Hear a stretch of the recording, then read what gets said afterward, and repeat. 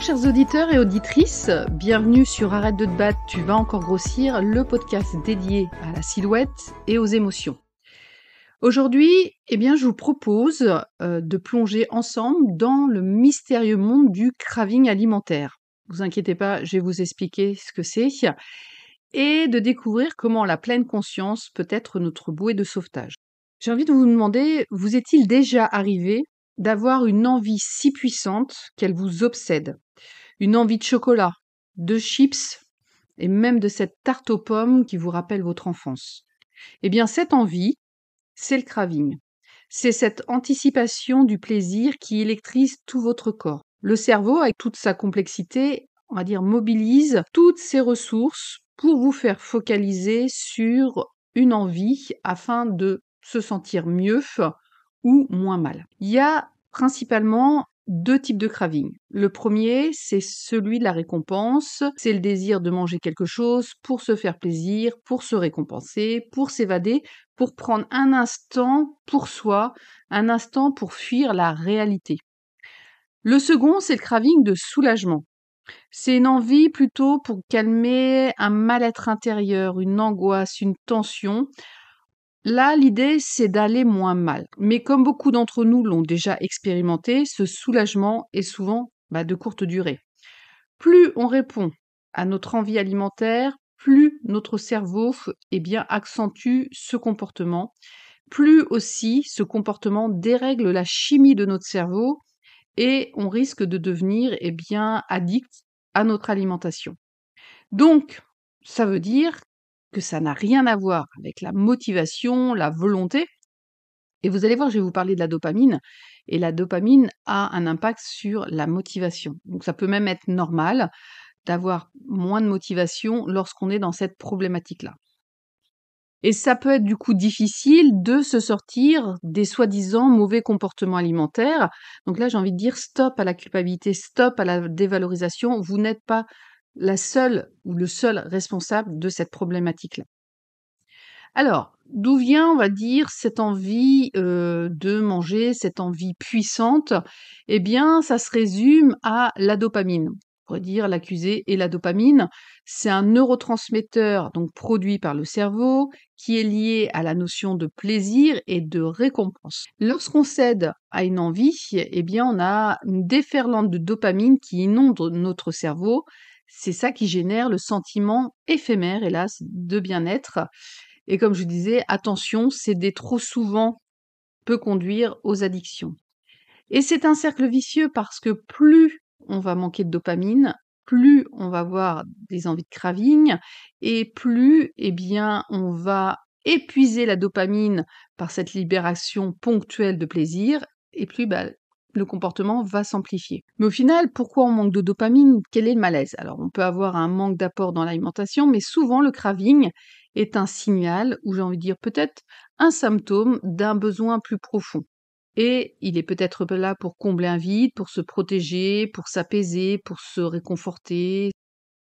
Mais c'est surtout pour remonter un niveau de satisfaction de vie trop bas au quotidien. Donc là, j'ai envie de dire, il va être essentiel de se poser quelques questions. Comment ça se fait que je me sens à côté de ma vie, par exemple? Pourquoi je ne vis pas plus en accord avec mes véritables valeurs? Pourquoi je suis dans des contraintes? Pourquoi j'ai envie de dire non, mais je n'y arrive pas?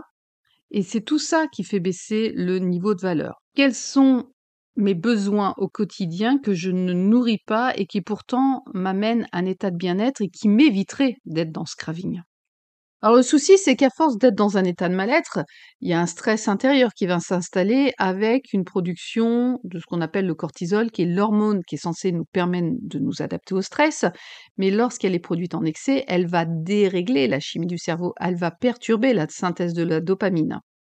Donc, il va falloir travailler à la fois sur encourager le cerveau à produire correctement de la dopamine et aussi faire des techniques de relaxation. Donc déjà, pour soutenir la dopamine, peut-être que vous le faites déjà, le matin, ça peut être bien de prendre plutôt un petit déjeuner protéiné. Parce que dans les protéines, vous avez un acide aminé qui s'appelle la tyrosine. Et la tyrosine, elle est l'élément essentiel pour synthétiser correctement la dopamine qui vous donne la motivation, l'envie, le plaisir de faire les choses et d'avoir un certain niveau de satisfaction. Mais je vais aussi vous parler de la pleine conscience. La pleine conscience, beaucoup d'études montrent que la pleine conscience permet vraiment, sur le long terme, de régulariser les comportements alimentaires tout en faisant peut-être un travail d'introspection. La pleine conscience, c'est un outil puissant donc pour gérer ses cravings. Imaginez, c'est comme un instant pour pouvoir ralentir, être vraiment présent à soi-même, à ses sensations, d'avoir une présence attentive à ce qui se passe en nous et autour de nous, mais sans porter de jugement. La pleine conscience, elle nous aide à mieux comprendre aussi nos envies, à les accueillir avec bienveillance et à avoir un positionnement plus positif. Alors, lorsque vous avez un craving, cette sensation d'urgence, vous pouvez déjà dire à votre cerveau que, si besoin, dans 10 minutes, vous irez manger un encas. En attendant, mettez-vous une alarme pour 10 minutes.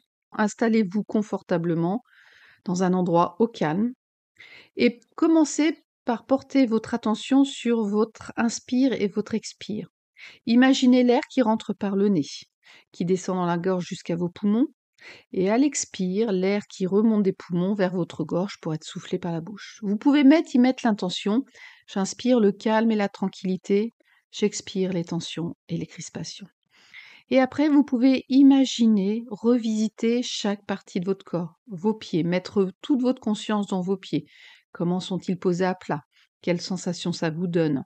Et remonter sur vos mollets, vos cuisses, votre ventre, vos bras, votre dos et votre visage.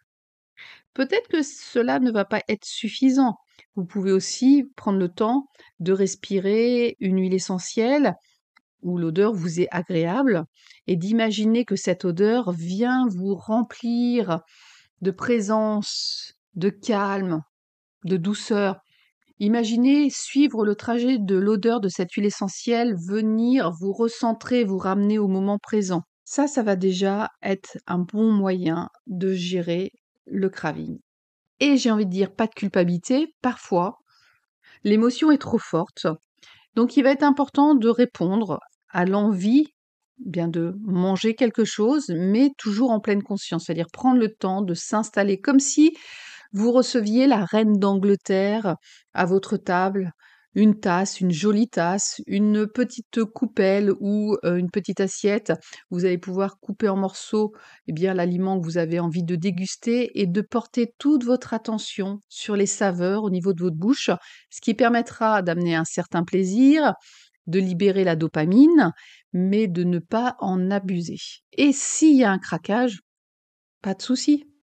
Ce qu'on fait, ok, j'ai craqué, on essaye de comprendre après pourquoi, et on attend une vraie fin physique. Voilà pour ce qui est le craving et comment vous aider à gérer le craving, sachant que j'insiste aussi, lorsqu'on est vraiment prisonnier de ces comportements-là, il faut faire vraiment un travail d'introspection sur son passé, puisque je le répète toujours, on s'est construit sur l'enfant et l'adolescent qu'on a été, et certains micro-traumatismes peuvent avoir entaché l'estime de soi-même et participer à ces pulsions alimentaires.